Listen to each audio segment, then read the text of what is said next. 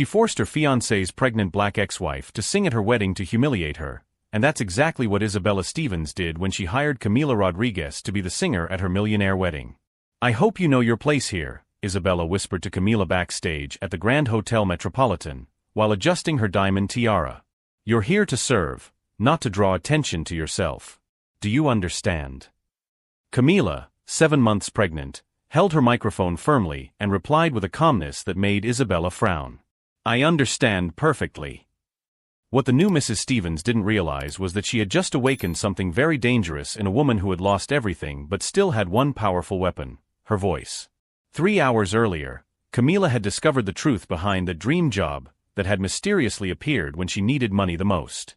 Patricia, the event planner, had slipped up during a phone conversation. "The bride specifically insisted on you. She said she knew your work, personally." Camila's heart had stopped. Isabella Stevens. The woman who had stolen her husband David during the worst moment of her life, when she had lost her job and discovered she was pregnant. The same Isabella who would now marry the father of her child in a $2 million ceremony. David had left Camila by text message. Literally. "I can't take this life anymore. Isabella offers me a future you could never give me." 6 years of marriage destroyed in 160 characters. Now, watching Isabella strut around the hall like a queen, Camila understood the cruel plan. Being forced to sing at her ex-husband's wedding while carrying his child was no coincidence. It was calculated humiliation, a show of power, a painful reminder of who had won that war. 5 minutes to go," announced Patricia, rushing nervously between the vendors. Isabella had demanded absolute perfection. 300 elite guests, including politicians, businesspeople, and celebrities. All filmed for a luxury magazine. Camila gently touched her belly, where the baby kicked as if sensing the tension. "Calm down, my love," she whispered. "Mommy will take care of everything." What neither Isabella nor David knew was that Camila had spent the last few months doing much more than just preparing for the baby's birth. She had been busy uncovering some very interesting secrets about the perfect couple. While everyone saw her as a defeated, pregnant, abandoned woman singing for money at her ex-husband's wedding, Camila smiled for the first time in months. Sometimes the best revenge comes wrapped up in a song no one expects to hear. If you're enjoying this story of twists and justice, don't forget to subscribe to the channel to find out how a simple song can turn humiliation into total victory. 2 hours before the ceremony, Isabella made a point of personally guiding her hired singer. "Camila dear," she said with a venomous smile, "I want you to understand exactly how things work here." They were in the dressing room reserved for vendors, a cramped space in the back of the hotel, far from the luxurious halls where the real guests were getting ready. Isabella had shown up with 3 friends, all wearing dresses that cost more than Camila's annual salary. "You're going to sing the songs I've chosen, in the key I've determined, and you're going to smile like you're the happiest person in the world," Isabella continued, circling Camila like a predator. "Because today isn't about you. It's never been about you." "I understand," Camila replied, adjusting the simple black dress she had managed to borrow from her sister. Her hands were steady, her voice calm. She didn't give Isabella the satisfaction of seeing her break down. "Look at her, guys," Isabella laughed to her friends. "Pregnant, abandoned, singing at her ex-husband's wedding. If that's not pathetic, I don't know what is." What Isabella didn't know was that every cruel word was being recorded by the voice app Camila had discreetly left active on her cell phone. 3 months of meticulous preparation couldn't be wasted because of nervousness. One of Isabella's friends whispered something about "these kinds of people, always trying to take advantage of successful men." Camila smiled inwardly. If only they knew that David had lied about absolutely everything, including the real reasons for the divorce. The flashback came without warning. Camila at 23, radiant at the altar of a small church, marrying David Rodriguez in a simple ceremony but full of true love. He was just a novice accountant then, and she was a wedding singer trying to build a career. They shared a tiny apartment for 6 years, dreaming together, building a life. Everything changed when David got the job at Isabella's father's company. Suddenly, he started coming home late, criticizing Camila's appearance, suggesting that she improve herself to match his new social status. "You have to understand, love," he would say, "I move in different circles now." The real blow came when Camila discovered she was pregnant. Instead of joy, David showed pure horror. "This will ruin everything," he had shouted. Isabella's father will never accept me in the company if he knows you're pregnant. He's too conservative. Too conservative for children, but not for adultery? Camila had asked, already suspecting his betrayal. That's when David dropped the bomb. He had proposed to Isabella 3 weeks earlier.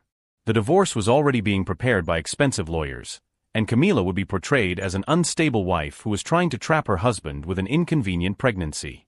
Returning to the present, Isabella was still talking, now explaining where Camila should stand during the ceremony. Right at the back, of course.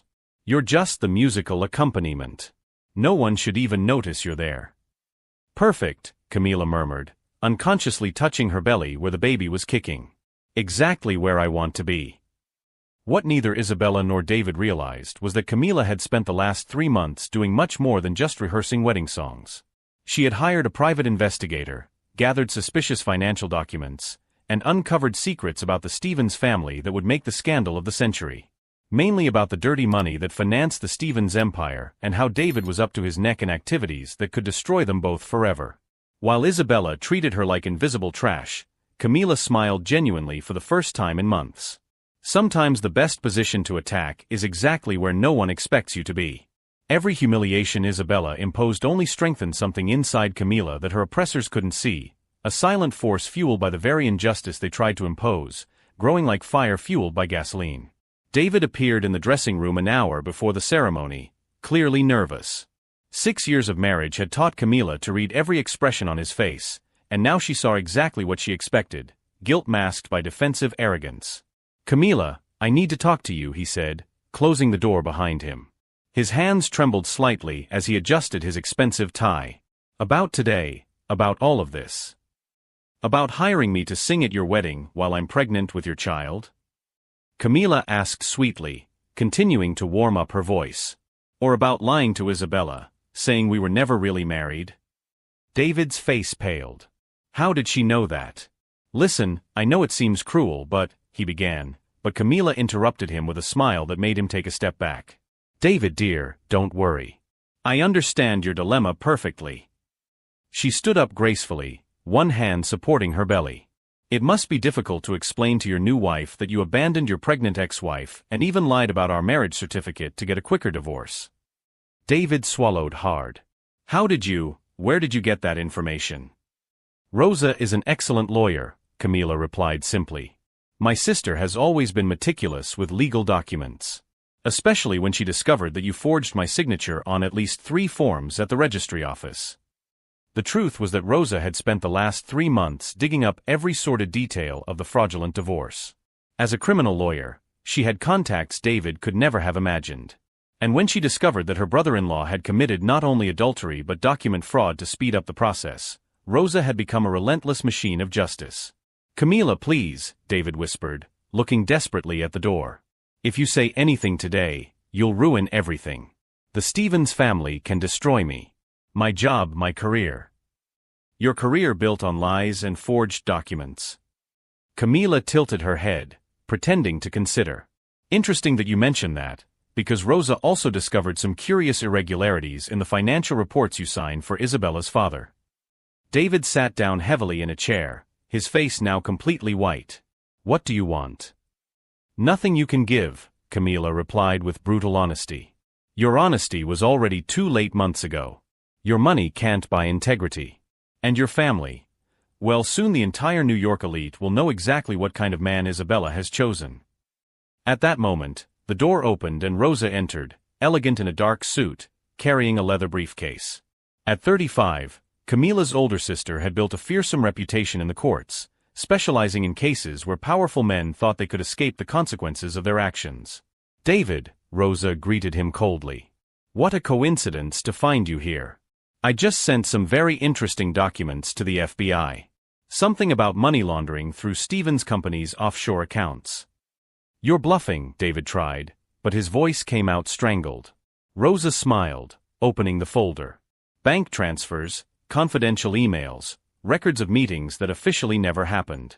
3 years of evidence showing how you helped Isabella's father hide $50 million in taxes." "The curious thing," Rosa continued, leafing through the documents with obvious pleasure, "is that Isabella seems to know nothing about it. Poor thing, She's going to find out that she's not just marrying a lying husband, but a federal criminal. David staggered to his feet. You can't do this. You don't know who you're messing with. The Stevens have influence, lawyers, they can destroy anyone who. Like you tried to destroy my sister, Rosa interrupted him, her voice sharp as a blade. Like you destroyed 6 years of marriage out of greed and ambition? How could you think you could humiliate her by making her sing at her own wedding? Camila placed a gentle hand on her sister's arm. Rosa, let him go. There's a ceremony starting in 40 minutes, and I still need to get ready. Get ready for what? David asked, a new wave of panic tinging his voice. To sing, of course, Camila replied innocently.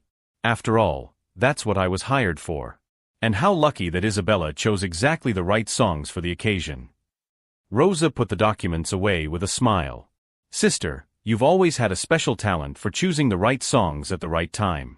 I remember when we were little and you used to sing those songs that made everyone cry. That's true, Camila agreed, tuning her voice one last time. Mom always said I had a gift for touching people's deepest feelings.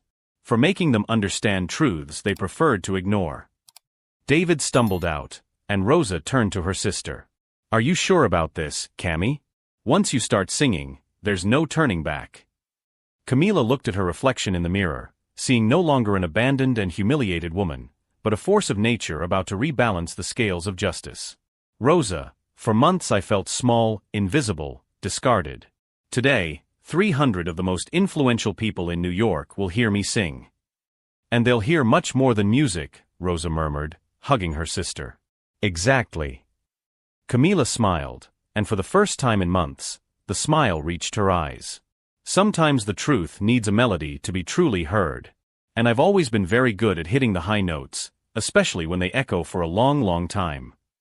As the sisters hugged, neither of them could have imagined that in less than an hour, that song would not only destroy a marriage, but spark a federal investigation that would wipe one of New York's most powerful families out of business forever. The ceremony began promptly at 5 in the afternoon. 300 guests from New York's elite filled the main hall of the Grand Hotel Metropolitan, whispering about business, politics, and social gossip as they awaited the bride's entrance. Camila positioned herself discreetly in the corner of the stage, exactly where Isabella had ordered her to stand, right in the back, where no one should even notice you're there.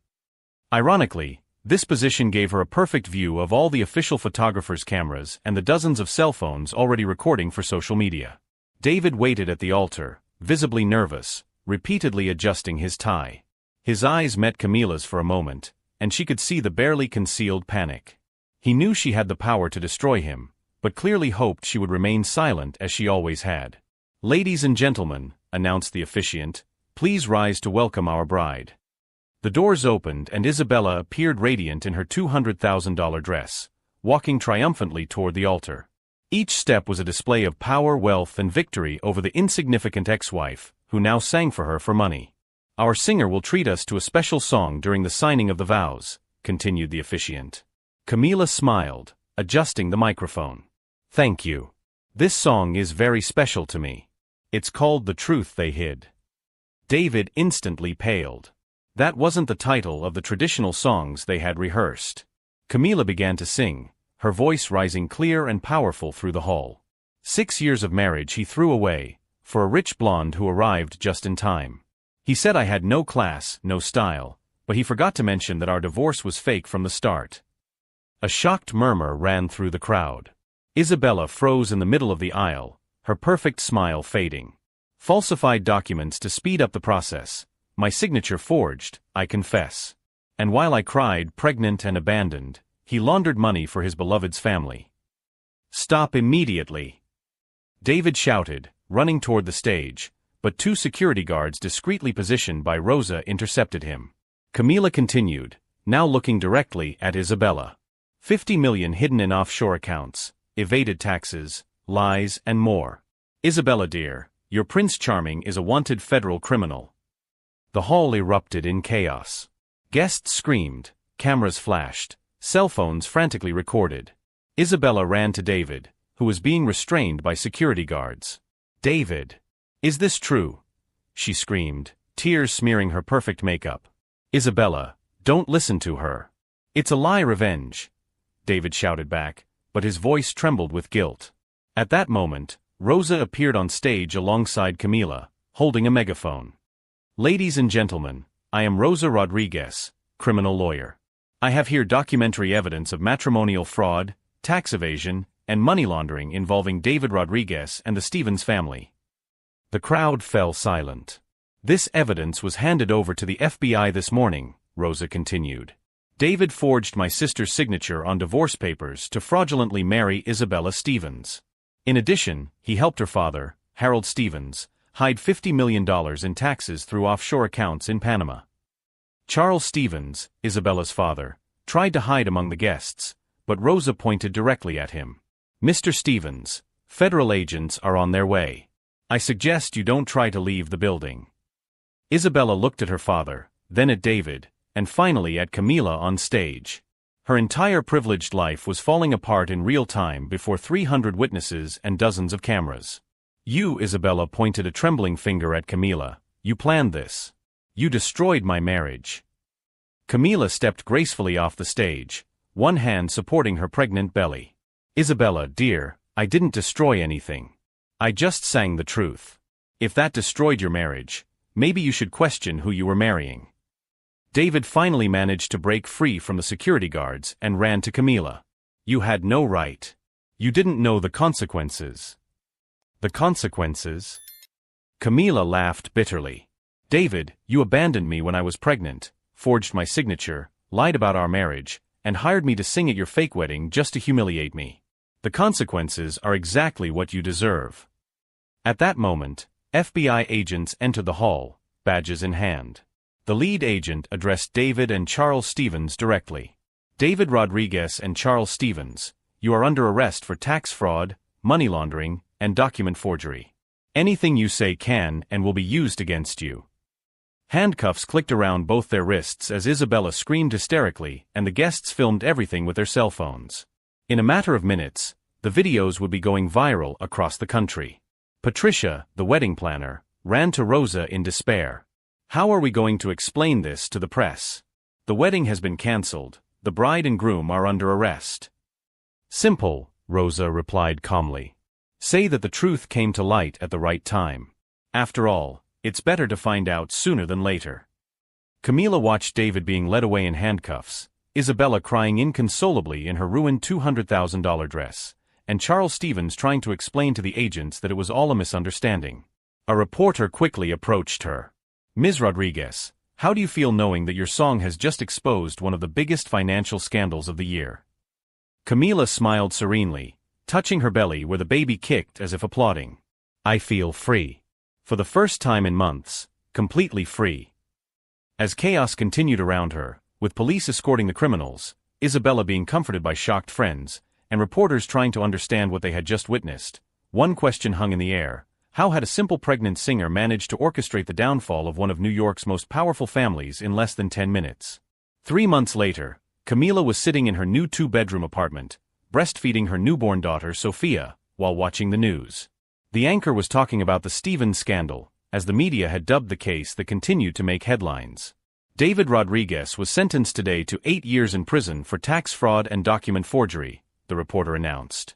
Charles Stevens received 12 years for laundering $50 million. The Stevens Corporation filed for bankruptcy last week, leaving hundreds of employees unemployed.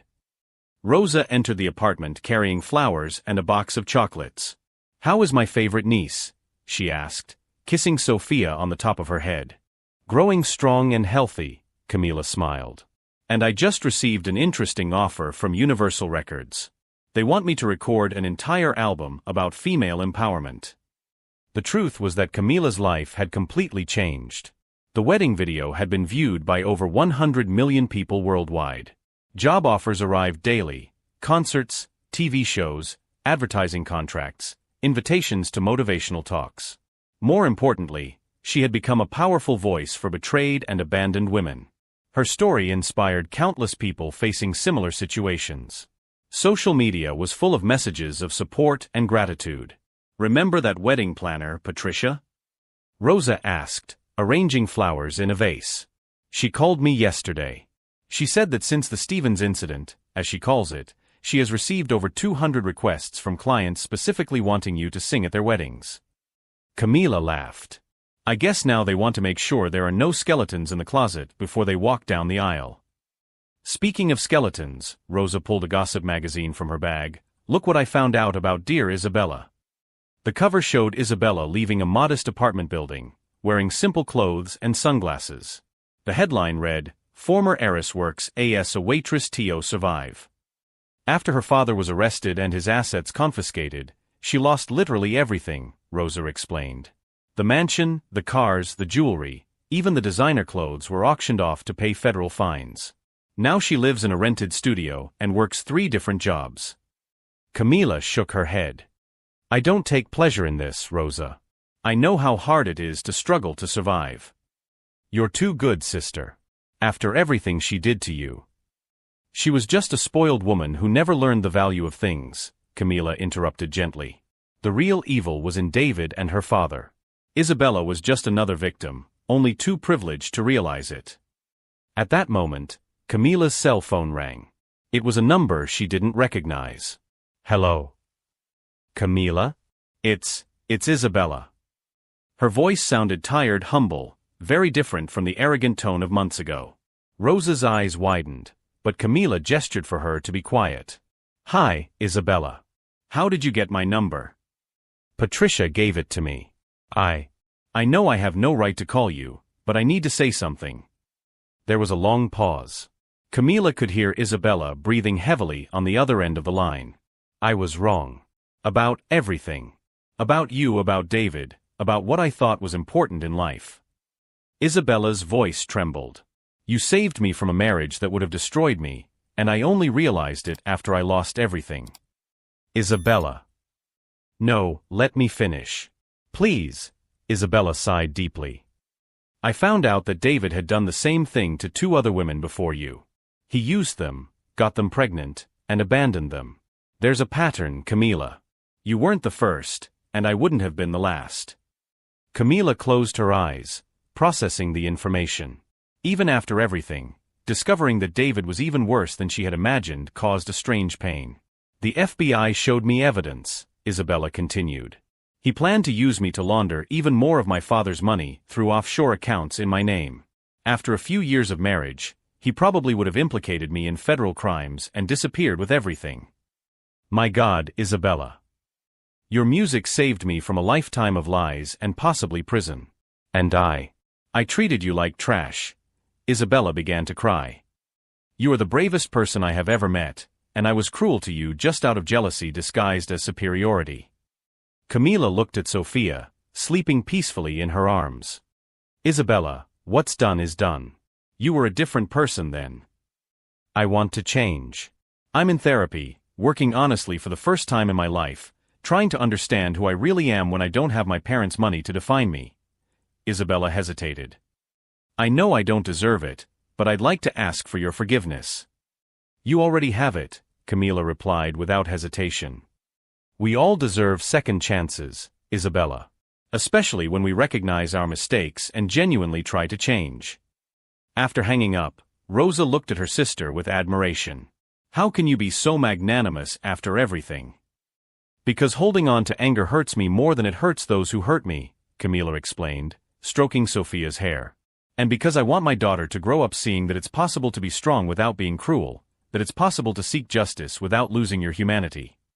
2 days later, Camila was in the studio recording her first official single, a professionally produced version of The Truth They Hid. The song had already entered the top 10 most played songs in the country, and record labels around the world wanted the international rights. But the most special moment came when she received a letter from a 17-year-old girl named Anna, from a small town in the countryside. Dear Camila, my boyfriend abandoned me when he found out I was pregnant. He said I was trying to trap him and that he would never take on a responsibility that wasn't his. I felt destroyed, worthless, as if it really were my fault. Then I saw your video. Your courage gave me the strength to seek legal help, tell my family, and find out that he had done this to 2 other girls at school. Now he is facing the consequences, and I am preparing to be the best mother I can be. Thank you for showing me that the truth is more powerful than any lie, and that our dignity does not depend on who loves us, but on how we love ourselves. Camila kept the letter in Sophia's album, along with hundreds of other similar messages she received daily. Her story had become much bigger than her personal revenge. It had become a symbol that it is possible to transform pain into power, humiliation into strength, and betrayal into triumph. 6 months later, David was transferred to a maximum security federal penitentiary after attempting to bribe a guard. News reports showed a visibly dejected, aged man who had lost not only his freedom but also the arrogance that had once defined his personality. Charles Stevens died in prison of a heart attack, taking with him all the dirty secrets of decades of corruption. Isabella inherited only debts and endless lawsuits. Meanwhile, Camila signed million-dollar contracts, bought her first home, and planned a foundation to help single mothers rebuild their lives after abandonment and betrayal. On the night of her first solo performance in a sold-out theater, she looked out at the audience before singing and said, "This song is for all the women who have ever been called not good enough by men who, in fact, were the ones who didn't deserve you." The theater erupted in applause that lasted 5 minutes without interruption. After the show, Rosa found Camila in her dressing room. "You did it, sister. You turned the worst betrayal of your life into the best thing that ever happened to you." "No," Camila corrected, looking at a photo of Sophia in the mirror. "David tried to destroy me, but he ended up setting me free. He did me a favor. He showed me exactly the kind of person I never want to be, and he gave me the motivation to become the woman I should always have been." The best revenge, Camila discovered, was not to destroy those who had hurt her. It was to build a life so full, so successful, so full of love and purpose that the betrayal became just a footnote in the story of her victory. David had bet that she would be just another woman broken by his cruelty. Instead, he created a force of nature who used her own pain to heal thousands of other people around the world. If this story of transformation, justice, and overcoming adversity has touched your heart, subscribe to the channel to discover more real stories of people who have turned their greatest defeats into the most inspiring victories of their lives. Because sometimes, the best gift your enemies can give you is to completely underestimate who you really are.